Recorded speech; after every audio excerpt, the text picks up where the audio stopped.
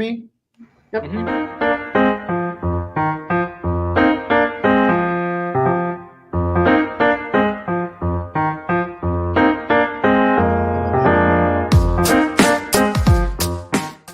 Hi, I'm Eric Sabri, your Wayne County Treasurer. If you're living in the home of a deceased family member and you're facing property tax foreclosure, the probate process can be helpful to you. If you file a probate petition and notify our office, the foreclosure proceedings will be halted during the probate process. Contact us at 313-224-5990 or email us at taxinfo@waynecounty.com. We're here to help.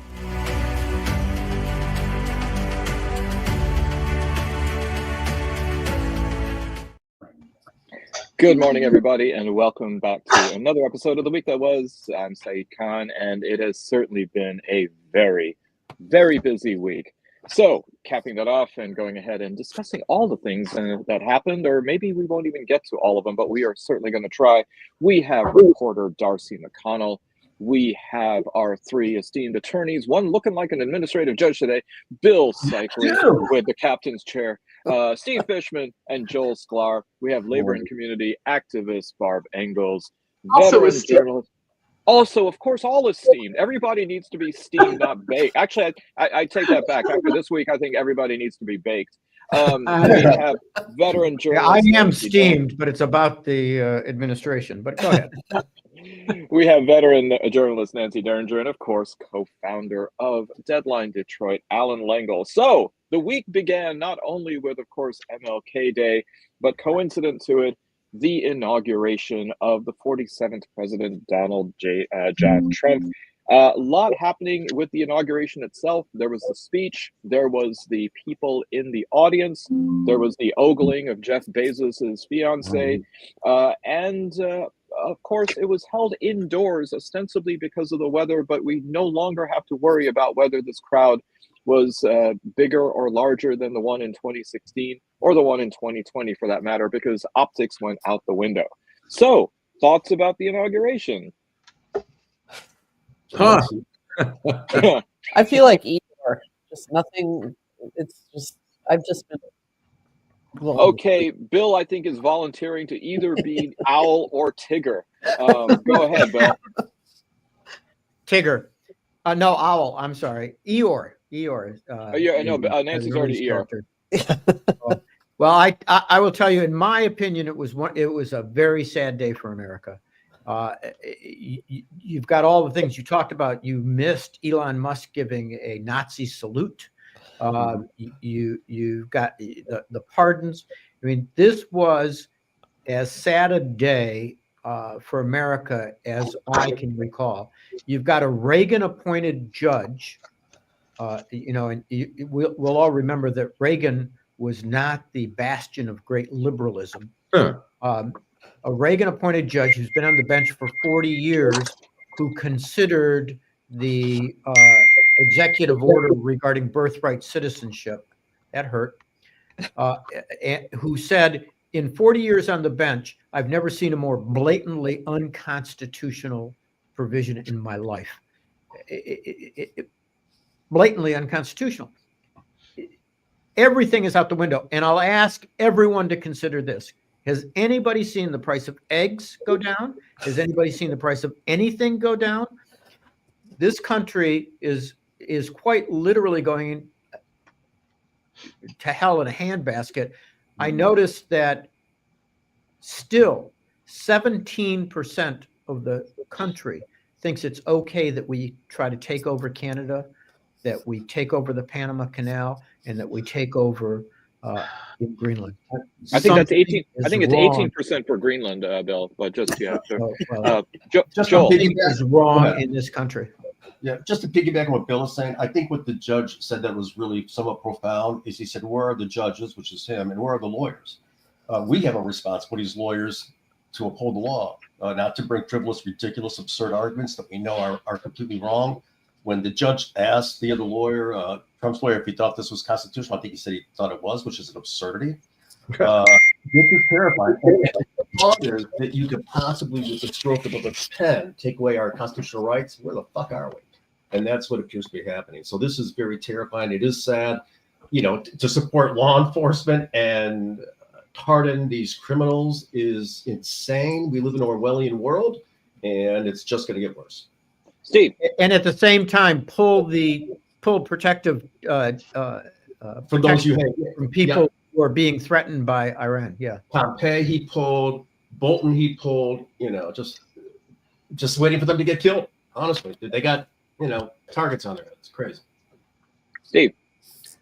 I thought it was ironic that standing there delivering or giving the oath was Chief Justice John Roberts, as he is standing there giving the oath to a guy who is surrounded by billionaires. And why are the billionaires there? Because Chief Justice Roberts, in his wonderful opinion in Citizens United, said it's perfectly okay to let anybody give as much money as they want, and nobody gets to even know who did it, and blah, blah, blah, blah, blah, because that's the power of the people. And to me, the juxtaposition of Roberts standing there looking very professional and very Supreme Court justice-like with his hand up in the air or whatever he was doing, and these other guys, the Bezoses of the world, standing around him, that irony was just absolutely beyond my comprehension. I've said 20 times, I think, on this show, that of all the horrible cases, including Dobbs, honest to God, what's hurt the country more than anything was Citizens United, and that was Roberts' thing, and now we're paying the price. I believe that Trump didn't actually put his hand on the Bible, and even not one of his own $59.99 Bibles. Alan. I was going to say, from a journalistic standpoint, one of the disgraces was to see Jeff Bezos, the owner of the Washington Post, not only sitting there. I mean, I could see if they were childhood friends where he said, "Oh, I'm obligated," but he's a fair weather friend who's just trying to suck up to the president, gave $1 million to the inauguration. And for all journalists, and I'm sure at the Washington Post, people are disgusted by that. I mean, the Washington Post is losing editors and reporters left and right. They're, Jennifer Rubin, one of Fishman's favorites, has left. Phil Rutgers, the national editor, has left to go to CNN. Quite a few people, the cartoonist quit when her cartoon was killed. It's disgraceful that a guy that people don't get it. I mean, when I was there, the Grahams were like, it was so holy, the division. They did not interfere with any of the editorial product. And here it is. Bezos is just, we're seeing at the LA Times the same thing. They're all just sucking up. We see Zuckerberg sucking up. I mean, the only person really was a woman who's not wealthy, who doesn't have great, a ton of influence, was this woman. Make one final plea, Mr. President. In the name of our God, I ask you to have mercy upon the people in our country who are scared now. A so-called bishop politicizing an inaugural prayer service. She goes on a far-left woke tirade in front of Donald Trump and J.D. Vance. They were forced to listen to the rantings of a lunatic. And if you think a member of the clergy asking the most powerful person on earth to have mercy on marginalized people is woke or radical left, that might be a good sign that you're a sociopath. This is like holding up a Rorschach test and the patient immediately says, "Oh, I know this one. It's a guy violently strangling another guy and then cutting him up and eating him." And you say, "Well, most people say butterfly."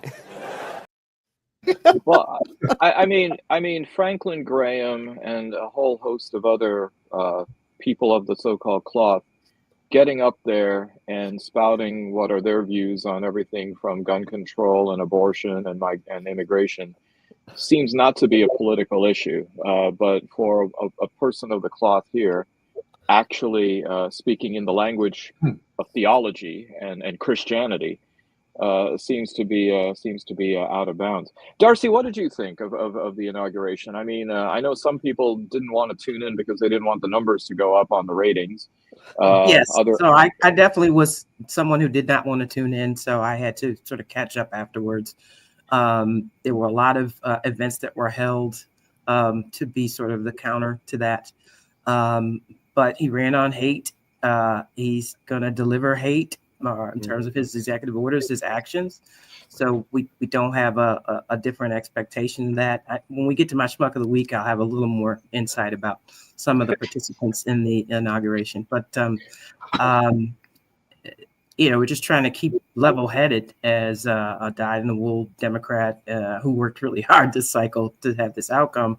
So you kind of balance things out. Let's put work in. But in the words of Dennis Green, he is who we thought he was, but maybe in the words of one of my former clients, worser. Well, we did have a local cleric who was scheduled to be on at the National Press Service's Sheikh Hisham Al Husseini from Dearborn, a Shia imam, and at the last minute, it seems as though he was pulled for his alleged support for Hezbollah with a complaint filed by the Zionist Organization of America. So, for those in Dearborn who tended to voted for Trump, I'm sure that the ROI right now is not only for this, but on his views on Gaza, coming in fast and furious. So you mentioned the whole idea about the executive orders, and I think, Alan, we have a video about that too. Okay, let me find the one. Trump inviting Trump and so. Make one final plea. Wrong one. I'm sorry. Sat down in front of everyone to sign a stack of papers like a real housewife at BravoCon or something. The Burger King signed more than 100 executive orders and actions. He pulled us out of the Paris Climate Accord. He pulled us out of the World Health Organization. There are two big reasons Trump is big on pulling out. Elrick and Don Jr. So we have a series of executive orders. We are apparently, the United States is back out of the Paris Climate Accord, but the one that seemed to get perhaps the most oxygen is his pardoning of 1,500 people who were convicted in the January 6th insurrection and onslaught onto Capitol Hill. We have, of course, a Michigan congressman who seemed to be deferential about what happened and seems to be in agreement with Trump's decision. Alan. In the process, was President Trump right to pardon these people? President Trump is focused squarely on the future, and I firmly believe that's where most Americans are right now. We absolutely must support our police, we absolutely must support law enforcement, and we absolutely must move our nation forward. I support the police, and so does everybody else here. Was President Trump right in commuting the sentences of these rioters who wound up with bats and with sticks and beat police officers, some of whom were very seriously injured, and a few actually died? Wolf, were the BLM rioters right when they went across the country and burned? I'm asking you about what happened on January 6th. I'm not asking about Black Lives Matter. I'm asking about January 6th, Congress. And see, and this is a part of your problem. The part of the reason that people feel so disconnected from pundits and politicians is because you don't understand where people are coming from. What about Loveland? Yeah, Bill. I think that the one thing that becomes clear from that clip is he doesn't think Black Lives Matter. No, I mean, no, he certainly doesn't. He clearly isn't concerned about that, and he wants to make that point. He probably wants to make that point because if he does run for governor, he wants to make it real clear to the folks in northern Michigan, hey, this color isn't really mine. It's just, I'm really a white guy. I mean, this is insane. But that answer is insane, and so is every answer that everybody who ducked this issue should go down in history as a disgusting human being. I mean, but Bill, isn't one of the slogans on the right wing that these colors don't run? I think it might cause him to run afoul of that, especially up in northern Michigan. So you already got some of those folks, like the hypocrisy where they're supposed to be, law and order, fall heavily on that side, and you've already got one of the key leaders talking about retribution. It's just hypocrisy. He'll probably continue that conversation in the White House with Trump. Right. Well, right before his departure from the White House, outgoing President Biden did issue a series of last-minute preemptive pardons. He did commute the sentence of Leonard Peltier, but he also pardoned several people within his administration, as well as all the members of his family, from the possibility that they would face some kind of retribution from the Trump administration. Was that inevitable to happen, or is this now going to be the newer normal of pardons being issued for perhaps far less judicious reasons? Well, he Oh, sorry. Go Go Steve. ahead.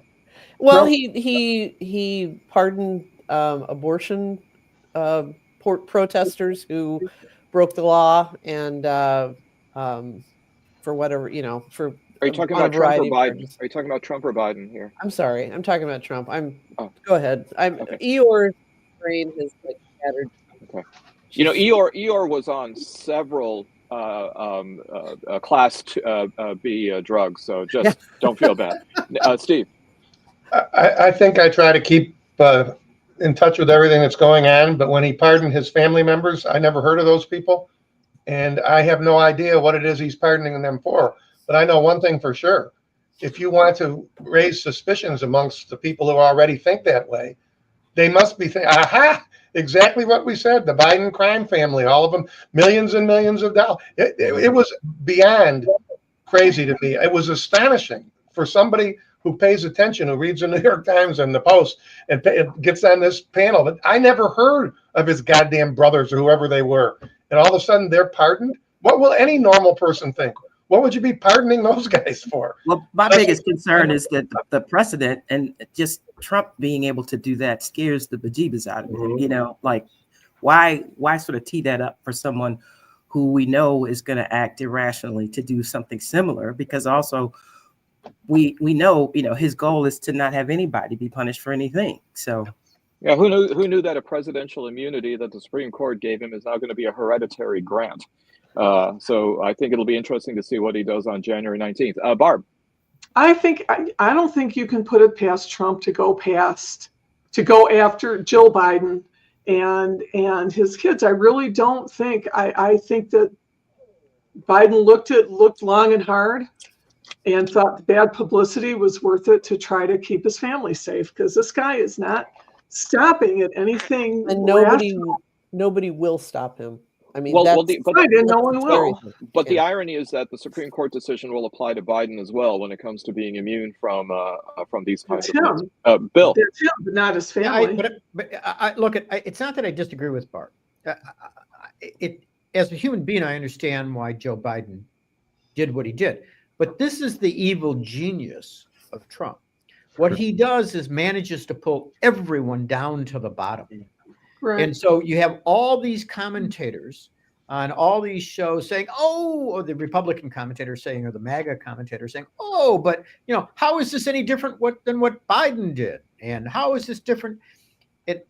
And there's some credibility on the surface level about that. He drags everyone down to his level. And that is really dangerous, folks. Yeah. And I wish Joe would not have done it. And I would have contributed a fair amount of money to any defense fund for his family to avoid that. But we managed to allow Trump to succeed when we pull everybody down to his level. See what happens though, Barb, when you think like that. It's you got to remember John Durham. They had him go out and try to drum up some kind of cases, right? 2 juries found 2 different people not guilty. I'm tired of hearing about how much money it's going to cost to defend. Bill's exactly right. If anybody like the Biden's brother or somebody, well, not Biden's brother, because they all stole all those millions. Of course, they have money.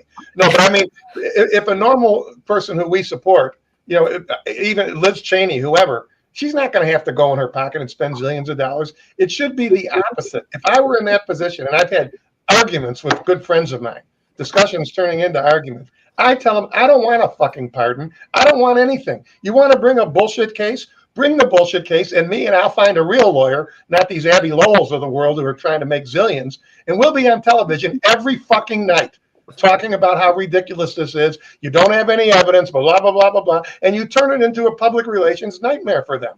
And for the life of me, I don't understand what it is about these people that scares the shit out of everybody. And so that's the way I look at it in terms of pardon. Don't give me a pardon. Bring the case. You think you got a case? Bring it. Then we'll see what happens. Interestingly, there was one woman who was in the January 6th group, Pam Hemphill. Right. She actually refused the pardon. Right. She said, you know what? We were guilty. We were wrong.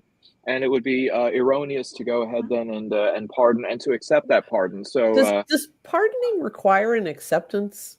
I mean, that's up in the air. Really? Okay. Because I've always I didn't realize you had to say no, thank you, or thank you. So you can refuse a knighthood. You can refuse actually any of the awards that are conferred by the sovereign in Great Britain. I'm just saying. So I don't disagree. I mean, I'm not a lawyer, so I look at this at a different level, bragging, Barb. We got three in the house. I understand what you're saying, but as a person on the more ground level, as a local activist, I'm thinking of all the money that we're going to be raising, that we're going to have to raise for the ACLU, for places like Sugar Law in Detroit, to try to get there. Right now, they have trucks and they're just rounding people up all over the city, all over Metro Detroit. It just makes me want to cry. They're just pulling people out of school. They're pulling people. They're going into the bodegas and they're pulling people out of supermarkets. The advice is for everyone to stay home and hide. Pardon? Do we know this for sure? So speaking about the yeah. Okay, because Duggan said yesterday that it has not happened, but I don't know. Well, I mean, we have. I'm sorry. I know, but I just I want to punch him. He's running. We have reporting from the street level of ICE vehicles patrolling, almost like great whites. The description's been given in the ocean. Dorsal fins perfectly visible. But this is also a phenomenon. I'll stop there for you, Nancy. Okay, I know it's getting one more shark reference and we'd have Sharknado. But the fact that we have professional courtesies with sharks. The three of us do. So I wish you would. Okay. See, and it's only you're right. It's only week one. And it's I guess it really is. I guess it really is who you know. But the thing is that these are now stories that are starting to emerge in New Jersey, in major population centers. So as to borrow from Elvis Presley, 50 million people can't be wrong. This is something that's happening on a nationwide scale. I'm hearing these anecdotal things too, and I just, as a reporter, I feel like I want a little more confirmation. I mean, Rashida Tlaib posted on her Instagram of a Border Patrol car in Southwest Detroit. It's like you could have seen Border Patrol cars in Southwest Detroit at any time over the last 4 years. You see them in St. Clair Shores. You see those guys like taking their break at the marinas on the east side, looking out at Canada. I mean, I don't know what they're waiting for, somebody to swim up. I don't know, who knows? But it's I just want to know that this is actually something that's happening or something that we think might be happening. And that's all I'm asking. Well, one of our audience members said that they're apparently going to immigration attorney offices and taking their documents. Julie Johnston has said that. So, yeah. How do they take their documents? I mean, they need a subpoena for that, don't they? Well, maybe they Steve. Well, you can take our documents in two ways.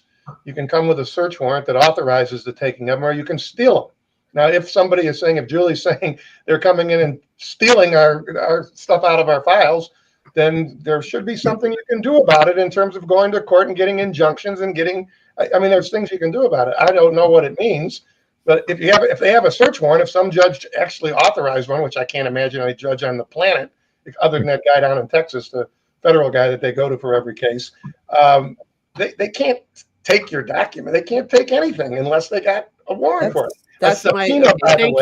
Subpoena, just so you know, a subpoena goes to the person. If I have a subpoena for Joel, I give him a subpoena, then he has to produce things. A subpoena doesn't let me go to his house and take that thing off the wall that's behind him. A subpoena is just an order to produce or to testify. That's all. Thing? That's art, damn it. It's not whatever it is. Yeah, an original. You know that they are citing the Alien Enemies Act, which is usually for wartime, and putting our troops at the border. Julie's saying no search warrant. I mean, which is exactly what I figured, because there's no judge that would sign a fucking search warrant like that. No real judge, particularly if this is supposed to be in one county. Nobody's going to do that. By the way, Steve, I want to commend you for your New Year's resolution to swear more on the show. Thank you. Actually, I'm still not drinking. 24 fucking days already. You know what I mean? Me too. I'm doing dry That's why he's January. This January stuff is really kind of getting me a little nuts here. You know, I'm going to shorten I'm this. picking up the slack for you guys. So You people need a new calendar. May I suggest Islam? Oh no, not Islamic. That wouldn't do well for your drinking. Maybe Mayan. You know, that's still good. Steve. I have something, since we have such a distinguished group of people. I want to read to you guys a quote that I found in the Washington Post, and I don't remember who the quote is from, but this is a discussion when everybody is whining and complaining about Trump. And here's what the person wrote about him. This is some quote. This is somebody the American people voted for, who reflects something deep and abiding about American culture. Think of all the worlds that he has inhabited and that lifted him up. Pro wrestling, reality TV, casinos and gambling, which are no longer just in Vegas or Atlantic City, but everywhere embedded in daily life. Celebrity culture, social media, all of that looks to me like America. And yes, so does fraud and brazen lying and the P.T. Barnum Carnival Barker stuff. But there is an audience, and not a small one, for where Trump came from and who he is. What do you guys think of that? I mean, It's true. That's very Well, true. Exactly. That's what I thought. Well, Yeah. That's who we are. We're shallow, superficial, easily led, stupid. Well, and that's kind of, and I think it's also as news, and by this I'm basically talking about cable news, became more of an entertainment thing. I covered day one of the cable news network, CNN, June 1st, 1980. Okay. There was one question that was asked over and over of Ted Turner when he was leading us around the station down in Atlanta. And he said, and it was, how are you ever going to find enough news to fill 24 hours a day? And he had, I mean, it was a very ambitious launch. He had foreign bureaus and, you know, and for a while they were able to do it until they realized how much it was costing. And then it became news during the day, and the primetime hours were devoted to shows like this. Okay. You know, five people blabbing at each other and yelling and, you know, talking about this with a host trying to moderate everything. We turned politics and governing into entertainment. And so, of course, somebody who has been seasoned in reality TV like Donald Trump would see an opportunity for this. You know, that most people, I mean, when think about this, there is a whole generation of young people now who think that when you get elected to Congress, you get to go on TV a lot, you know, you have a social media account, like, and you essentially get to act like Marjorie Taylor Greene, who hasn't done jack shit the whole time she's been in Congress, or Lauren Boebert, or any one of those assholes. And this is what government is. It's not. It's sitting in boring meetings and, you know, committee meetings and market sessions and all this stuff, and it's getting bills passed and getting policy instituted to help people. But they don't understand that. To them, it's just another reality TV gig. So in a large part, we brought this shit on ourselves, as Eddie Murphy would say. Well, Nancy, I think you're right. I mean, I think that there's another Week in Review news show that's going to be hosted by a medieval French history academic. So this is, you know, the ripple effect of this is just still unknown. Well, so in addition to, of course, 24-hour cable news, of course, the internet, the brain drain in the mainstream press. And then I had this fun fact from a discussion I was part of a few weeks ago. Only 12% of the population gets its information from paid based media sources, which means that 88% is getting from something other than, I guess, traditional media. Right. And so that's a very scary number to me. It is. You remember the good old days when I used to learn everything I needed to know from the street? But now you have TikTok. And with TikTok, it was interesting to hear, like, my students and all, even those who might have been a little bit downcast because of the inauguration, thrilled that President Trump seems to have saved TikTok, except for those people who decided to preemptively delete the app, and now they're kind of screwed because those who still have the app were grandfathered in. But the fact that he has now kicked the can down, probably looking for concessions from China, But the fact that TikTok, which is a major source of news collecting for the younger generation, is still extant, and the fact that they see him as the savior of TikTok. I mean, this quite possibly could be a turning point for Generation Z in their political affiliation. Genius move on his part. Well, it is. I mean, it's a typical of the TikTok generation that none of them remember who was the person who initially said TikTok needs to be banned. P.S. It wasn't Joe Biden. It was Donald fucking Trump. Okay. Right. Damn it. We just lost the TikTok crowd on this show. Thank you. Well, Nancy. I'm sorry, but I mean, we're all old. No TikTokers are watching. No. Both of you, come back, please. He's who said TikTok was a national security threat. He is the one who called for it to be banned. And then somebody in his inner circle, probably his weird son Barron, told him, "Oh no, the youth like you on TikTok." Steve seems to disagree. One of his supporters, I can't remember the guy's name, he's got a short last name, is a huge investor in TikTok. And this is one of the guys who gave the zillions because of Citizens United and that seems to be the thing that turned it around. Yeah, that's entirely possible. But the argument he probably used was they love you on TikTok because that's the only thing that Burdell Bird, one of our audience members, seems to concur with you, Steve, on that. Hey, Alan, let's take a commercial break. All righty. Let's. In the heart of Detroit, Bruce Simpson.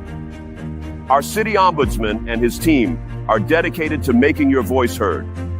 The City of Detroit Ombudsman is a liaison between the City of Detroit and all persons who have a complaint or inquiry into the operation of a city department or the conduct of a city employee. The Ombudsman works as an independent oversight to provide individuals with an opportunity of giving a confidential avenue to address complaints.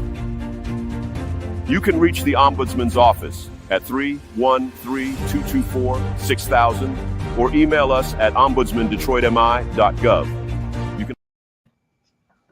Well, we had, of course, some news carrying over from before the inauguration, but it looks with some level of cautious optimism to be holding, and that is the ceasefire between Israel and Hamas over Gaza.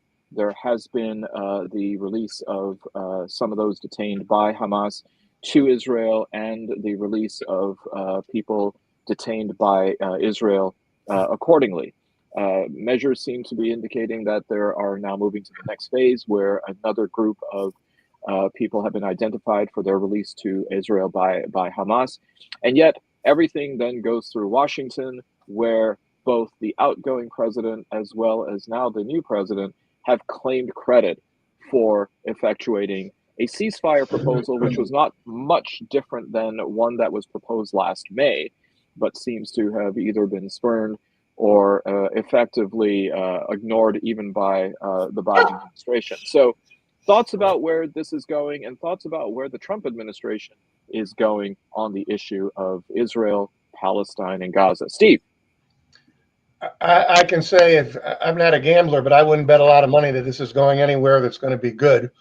With respect to what the Trump administration is going to do, it's impossible to ever know what that guy is going to do. He's completely transactional. He's going to do whatever he thinks it makes him look the best. I don't think he gives a shit about Palestinians, and he doesn't give a shit about the Jews either.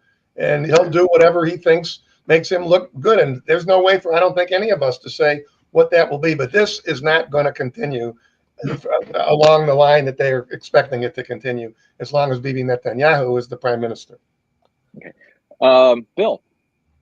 Yeah, not only do I completely agree with Steve, but I think that the other component of it, to get away from Trump, is that Netanyahu is under incredible pressure from both sides.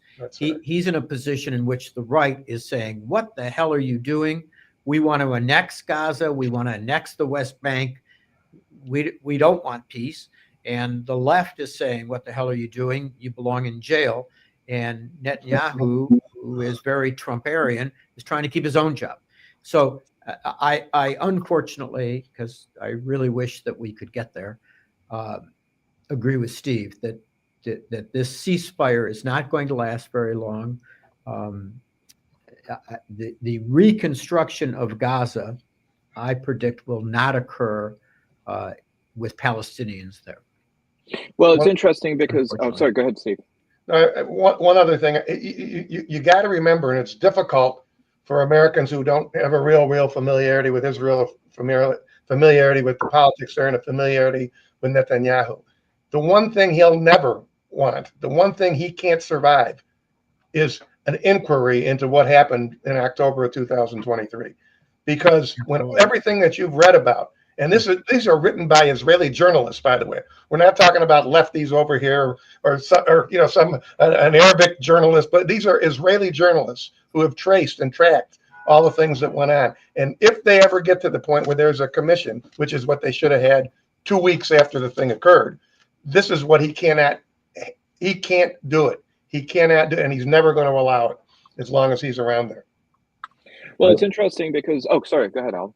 As I say real quick, I think one of the problems from the very beginning is when you start a war like that, you need to have an end game. And Netanyahu has avoided any plans to how to move forward with Gaza. They've talked about removing Hamas, but apparently Hamas is, as soon as the treaty or the ceasefire came about, Hamas was back in control. They were patrolling the streets. They were issuing payroll. They were doing everything that they had previously done, which just probably maddens the right wing in Israel, that they're still, they didn't wipe them out. I think that was one of the biggest things. And again, the Israeli press reported on is that Hamas was still, they all came out of the tunnels after the ceasefire. They were patrolling. They were bringing order back there. There is no plan to move forward as far as Israel is concerned. And, Hamas is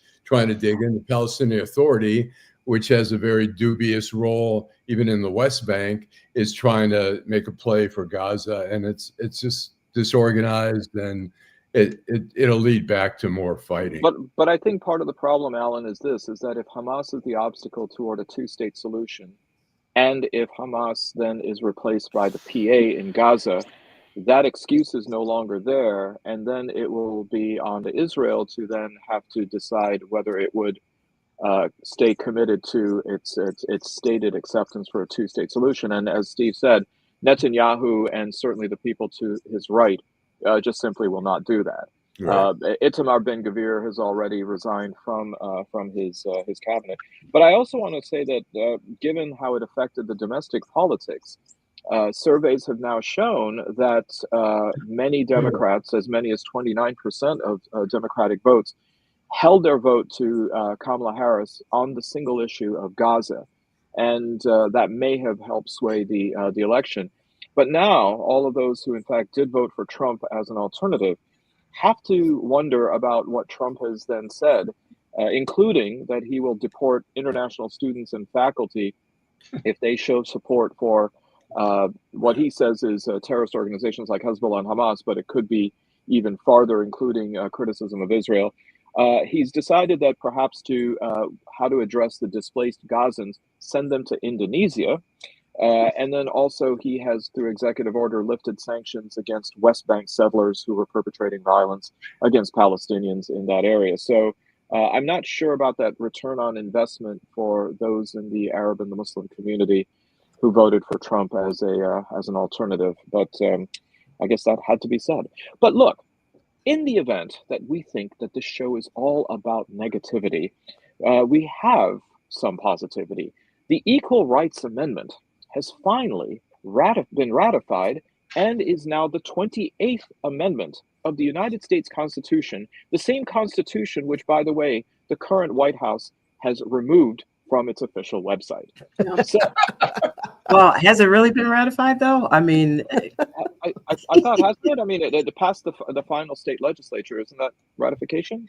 No? Right, but then there were six that they met the number, but in the interim, I think there were 6 states that rescinded that passage.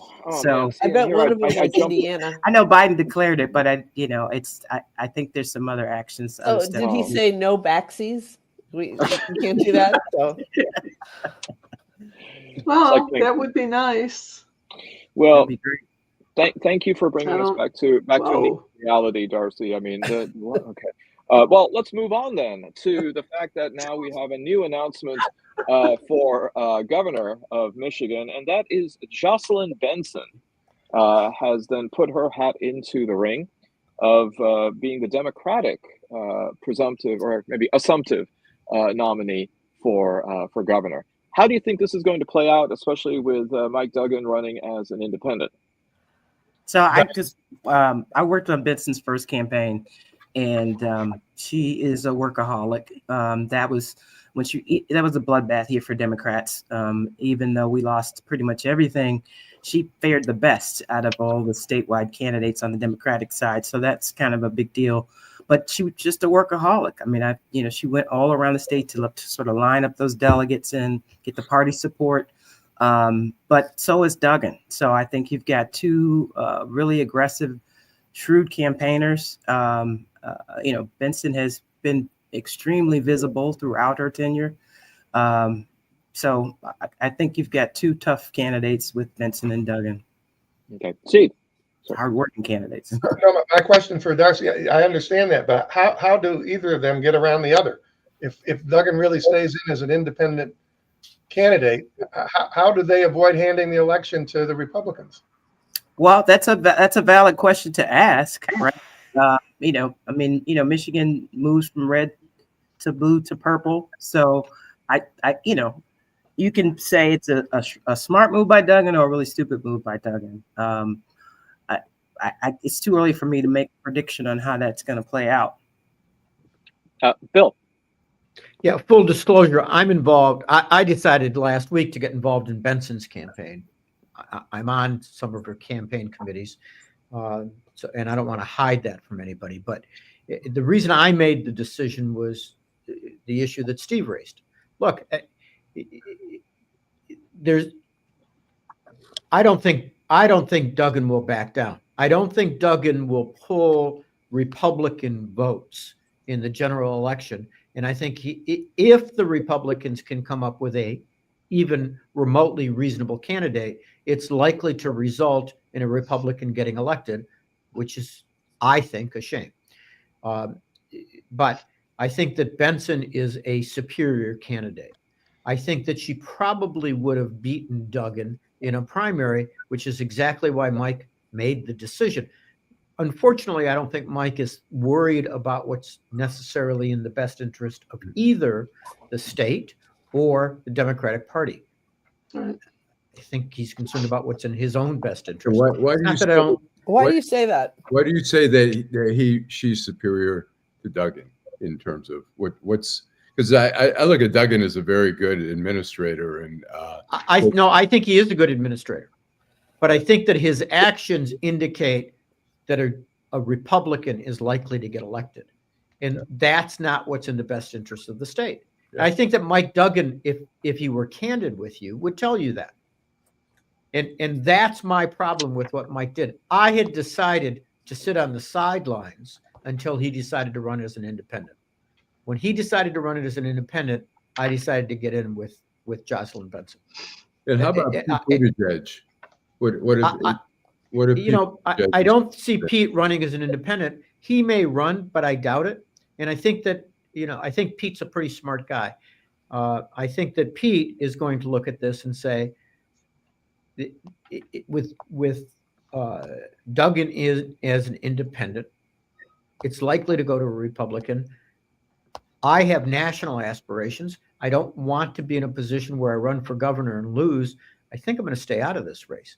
And by the way, I would not want to be in a race for the Democratic nominee against Jocelyn Benson in terms of the way that woman works.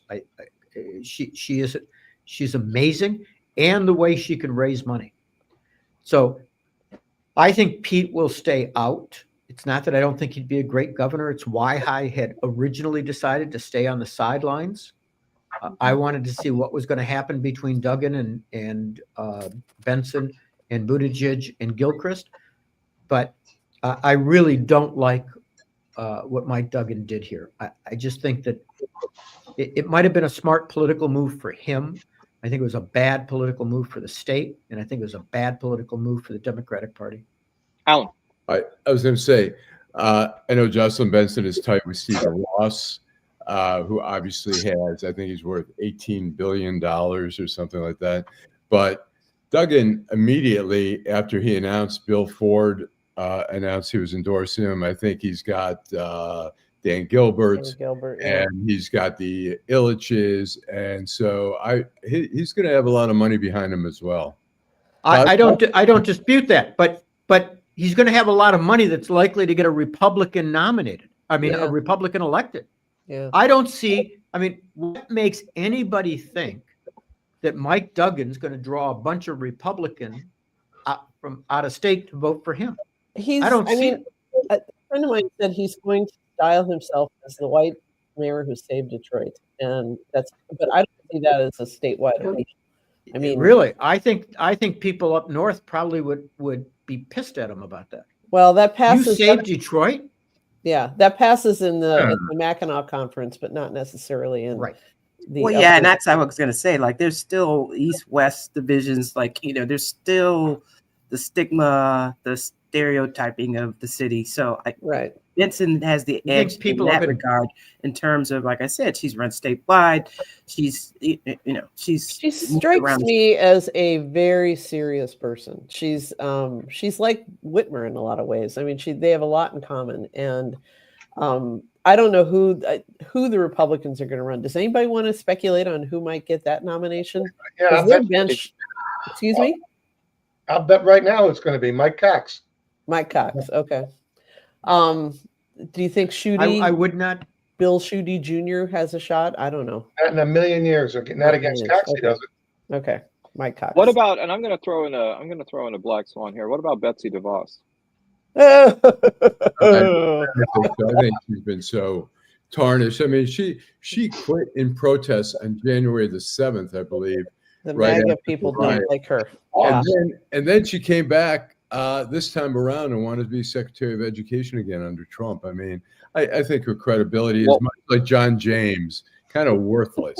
Well, the department might have been canceled around her, so that would have been interesting. Yeah, I wouldn't exclude John James from the race.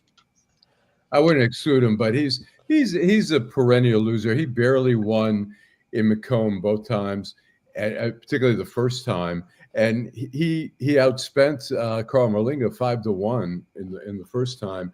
He's not a strong candidate. He's just kind of. And that clip gave a really good sense of what he is, which is he's just he might have been the beneficiary. He might have been the beneficiary of a lot of straight party voting or ticket voting. Can we agree that what's likely to happen is whoever Trump supports is likely to get the nomination in Michigan? Oh, there you go. We can count on the Michigan Republicans are really just, we're back to this from months ago. They are a clown car, and none of them can get out of their own way long enough. It sort of gives me a little bit of hope. I just wonder, I like Jocelyn Benson fine, but I just really wonder about her in northern Michigan when you get away from the cities, talking to some of these guys who are just so outraged by everything. Well, Barb, the good news is there aren't that many votes in northern Michigan. I mean, that's true, but I mean, it's people always worry about their northern Michigan appeal, and they overlook the fact that nobody lives. You better have a West Michigan appeal. But can she play in Grand Rapids? I guess is the question. Yeah, exactly. Can she play in Grand Rapids? Right. Okay. All right. She has. Yeah. Well, she has as Secretary of Will State. It play in Mansalona doesn't really matter. I know how she'll play in Mansalona, but not Kalkaska. So one thing that I think deserves mention, because at least here in the Metro Detroit area and in the state, perhaps our interest in football is now going to wane for the next 3 weeks leading up to the Super Bowl. But the Lions season ended on Saturday with a defeat in the divisional game against the Washington Commanders. What is then the coda for the Lions season? There have been a lot of people who sound quite entitled to think that we had, of course, a spot already booked in New Orleans for the Super Bowl, and others who have been perhaps a little bit more long-suffering and have realized, wow, we went 15-2. It was a pretty good season, all things considered, with all the injuries. So, verdict on the Lions. Allan. I mean, I thought it was a great season. I mean, it was kind of a tragic game that Goff played not very well. But it was interesting. The Buffalo game was some indicator that our defense was really in trouble. And then we were under the illusion that our defense was great when we played the Vikings. They got it together. And so I think people thought that would carry on. But I think prior to that, there started to be, there were so many injuries on defense. I think people were starting to wonder if they were really going to make it to the Super Bowl, and certainly if they could win. And so, it was a great season. They've still got a great core. Hopefully they'll get back a lot of the injured players next year. Some new coaches, though. Yeah. Well, that was inevitable. Look, these guys, the thing that bothered me a lot, and there should be a rule, is that they should not, any team that's in the playoffs should not be allowed, the coaches should not be allowed to interview during that period. I have to believe that it's got to be distracting. Go ahead, Steve. I have to listen to that shit in the gym from about 8 different people. Here's the problem with it, Al. First thing, the people who are always talking about it never played and never coached. Okay, that's number one. Number two, the biggest problem is you got to remember these other teams are hiring. If you don't let that, unless it's a league-wide rule that says nobody can hire anybody until after the Super Bowl. No one can talk to any candidates until after the Super Bowl. You can't punish those guys like that. That means the teams that play in the Super Bowl, that's another 3 weeks from now. All those places would be filled. All these vacancies would be filled. Could it not be that a rule is that nobody can interview? That's what it wouldn't be just interview. You can't hire. You'd have to have a rule like that, but the teams are never going to go for that. Why? Because this is a big fucking business. And when you want to get a coach and a GM in there quickly, because the draft is coming up and you got to prepare for all that stuff. Yeah. It's easy to say, I shouldn't let them do it. But it's a whole league-wide thing. You know what I mean? Yeah. Darcy. Yeah. So I have my shirt on just to say, they lost, but I'm still a ride or die. And I was ride or die when they were sticking up the joint. When it was much easier to get to the concession stand, frankly. Now it's like 45-minute wait or something. So the champagne that my friend sent me is going to have to wait. But yeah, intermittent fasting helps during games like that. I'm just saying. My house gets a lot cleaner when those kind of games happen too. So, but anyway, the defense, Allan summed it up pretty well though. The defense was hit really almost from the beginning of the season, but it just got worse and worse. I think we had like 12 of our key starters who were out on injury by the time we got to the game against the Commanders. So we had some people who were playing for the first time, or starting for the first time, as I understood it. So, and you can't be there with no defense. We used to have the Lions of old. You could run a truck through either way, but we had both areas covered at the beginning of the season, but it just got worse as time went on. And so we were in denial to some extent. One other thing, it's not a coincidence that all the teams that are left have mobile quarterbacks. Absolutely. In order to win the whole thing, and it's no criticism of Goff. I thought he had a great season, and I think he's a hell of a quarterback. But the modern game, if you can't move your feet back there, that's what killed the Lions. Daniels beat them with his feet, not with his arm. It was with his feet. Jalen Hurts does the same thing. Mahomes obviously does. And the guy from Buffalo, he's like a running back, for God's sake. Yeah. And that makes it. I really honestly believe you can't win it unless you're. And at least one of those teams seems to have the refs as well, along with a mobile quarterback. But that's a whole different discussion. I want to hear from Joel's dog on this before we move on. But let me just say, as a fan, I'm heartbroken. But it was a great season. I had a wonderful time. I loved watching the games. Couldn't have been happier. They just played the worst game of the year, the last game of the year. They just didn't click, man. I think that bye week actually hurt them. Even though they were dying anyway, guys were falling left and right. They lost Dave. Unless they lost Hutchinson, I thought it was lost.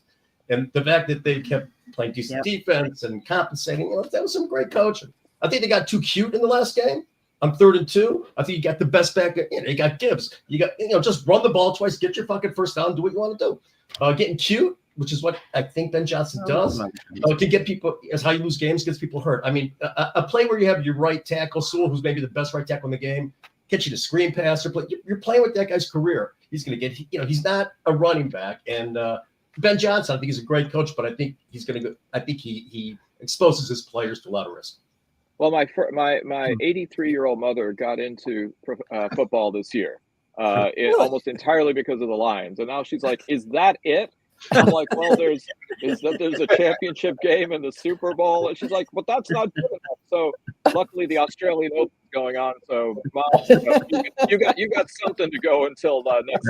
That reminds me, when I was down in Florida once, I took we watched 12 episodes of Curb Your Enthusiasm with my parents, and they're only half-hour shows, and my mother would always turn at the end and go, "That's it?" And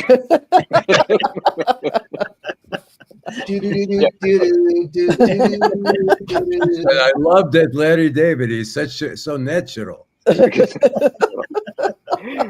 Well, before we go to our last segment, I wanted to throw in this news item because it made me chuckle, and it didn't really quite fit into the Schmuck of the Week. Apparently, the Kingdom of Saudi Arabia has approached Hans Zimmer, asking if he will help rework the country's national anthem. The composer, Hans Zimmer? The one and only, yeah. Okay. So, I mean, this could go. I can't even tell you what does the Saudi national anthem sound like now. I mean, do they need more synthesizers or something? I think of Hans Zimmer, I think of Gladiator. Didn't he do the? Exactly, he did. He did Gladiator. So maybe this is Crown. Maybe this is Crown Prince. Maybe this is Crown Prince Mohammed bin Salman's idea that I could be Gladiator 3. Philip Glass said no. Yeah. That just broke the internet. Thank you. You don't like my music. And thank you. I mean, either way, it's awesome. Alan, let's go to the last segment. Downtown Detroit, Robert Wells, Schmuck of the Week. Okay, I am sure that there are enough that there's not going to be an overlap. So I hope you've got some as backups as well. Darcy, who's your Schmuck of the Week? Well, first of all, I think we should just put Trump in the promo for the next 4 years. Oh, it's actually named. The Schmuck of the Week is actually named for him. Yeah. Okay. All right. And now it's time for Deadline Detroit's nominees for Schmuck of the Week. Good to know. So mine is Pastor Lorenzo Sewell, who spoke at the inauguration, a Detroit minister who had Trump in, but what was more galling than his participation evoking King was him saying that in the interview with Channel 7 that this was a proud moment for the ancestors. Just when you were talking about John James, we call those folks hanky heads. That's one word that we would use. Actually, different like that. So he is my Schmuck of the Week. Good one.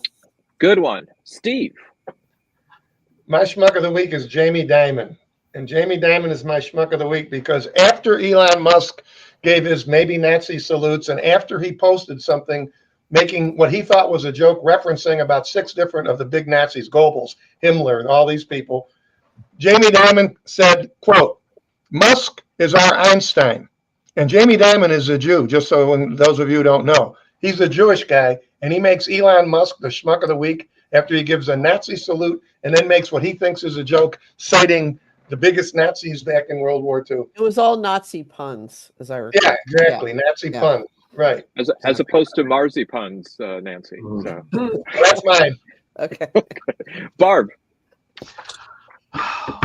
I can't. I can't. There's too much. I really I'm having the hardest time, and I'm looking again at my list, and I'm going to just say I can't. It's all of them. It's this whole week.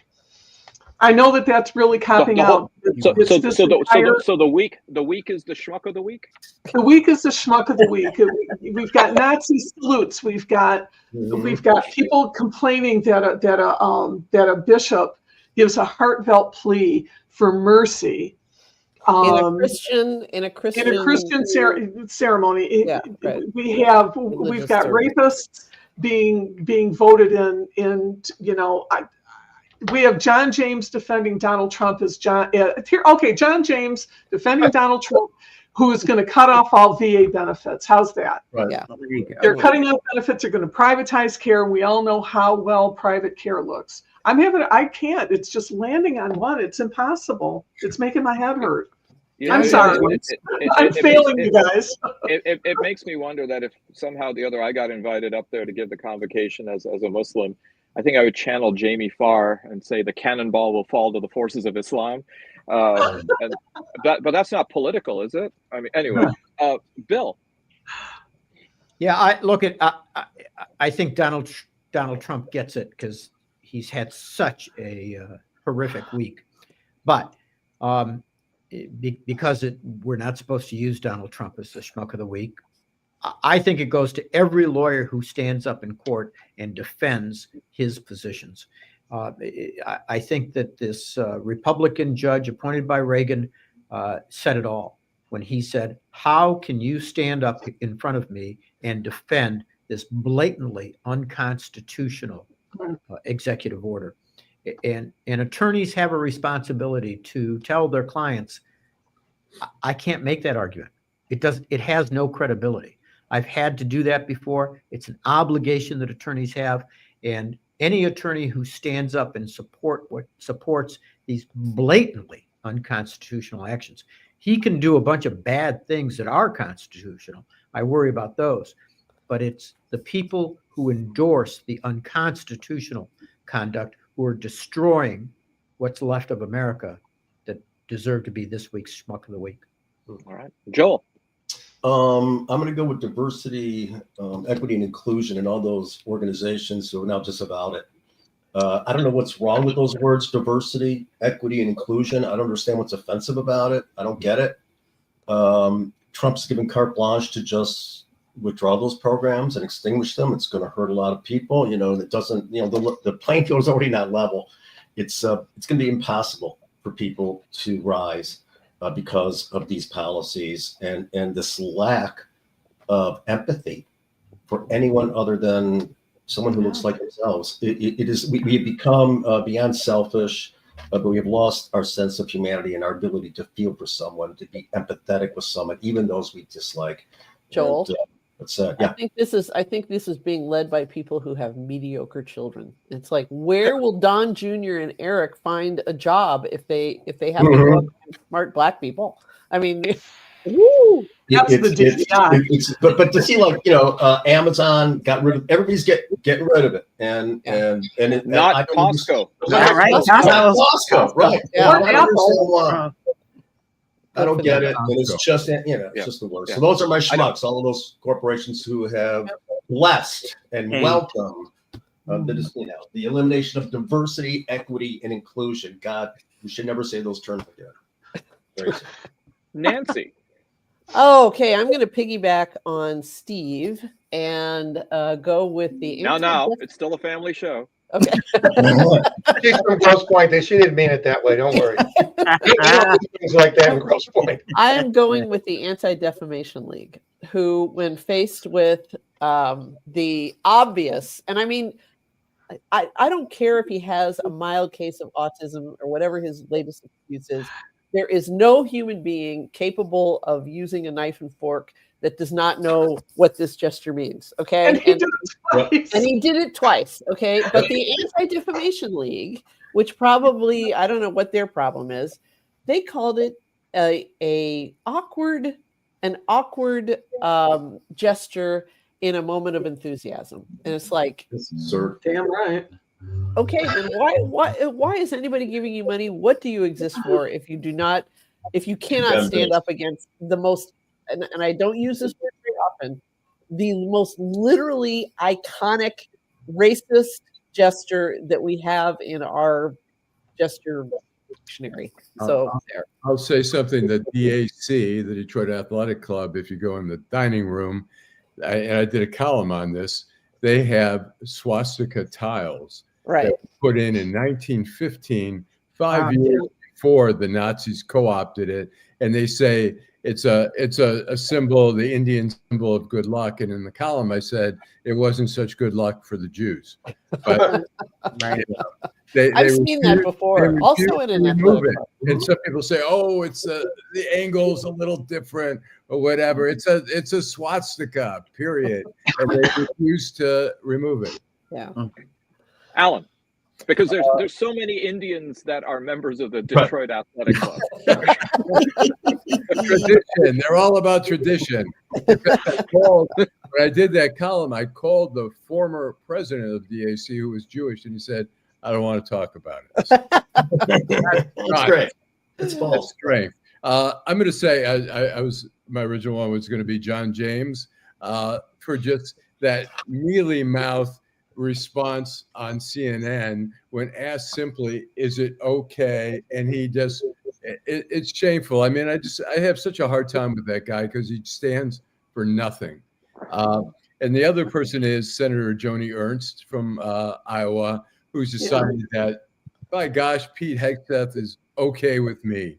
After questioning, it's like almost like, yeah, my conscience is there, but Trump's going to come after me, so screw my conscience. And let's go out drinking together, Pete. You and me. Yeah, right. All right. Well, I was actually going to go with the ADL. I mean, there's plenty to say about them. No. I'm glad that you did. I mean, after all, after demonizing people for saying from the river to the sea, this became something that allowed for deference. But my schmuck of the week is Spirit Airlines, that has updated their contract for carriage, and passengers are now going to be prohibited from wearing certain kinds of revealing clothing or having offensive tattoos, including wearing see-through outfits, exposing private parts, or displaying lewd, obscene, or offensive body art. My question is, if these things are banned, where are those people going to fly? I was just going to say, get on one of the planes. On a Spirit Airlines plane is the chance that you might get to see somebody's tits. You know, it's like, woo. I know, for sitting in a I think we ought to get Walmart to pass that same regulation. I mean, you know, close the place down. Spending $50 and then an extra 100 to check in a backpack and risking deep vein thrombosis just to get an eyeful. I mean, what? I might as well fly legacy carriers from here on in. But Spirit, you get my schmuck of the week for banning perfectly good all-American freedom of expression. Anyways, thank you all for being on the show, and thank you for really weathering with your usual humor as well as insight a very tumultuous week. Thank you, Darci McConnell. Thank you, Bill Seikaly. Thank you, Steve Fishman. Thank you, Joel Sklar. Thank you, Barb Ingalls. Thank you, Nancy Derringer. And with the last word, and thanks, of course, to him as well, Allan Lengel. Drive home safely. Drive home safely. And Steve actually waited until he said that. A second New Year's resolution. Wow. It's good. Bye, everybody.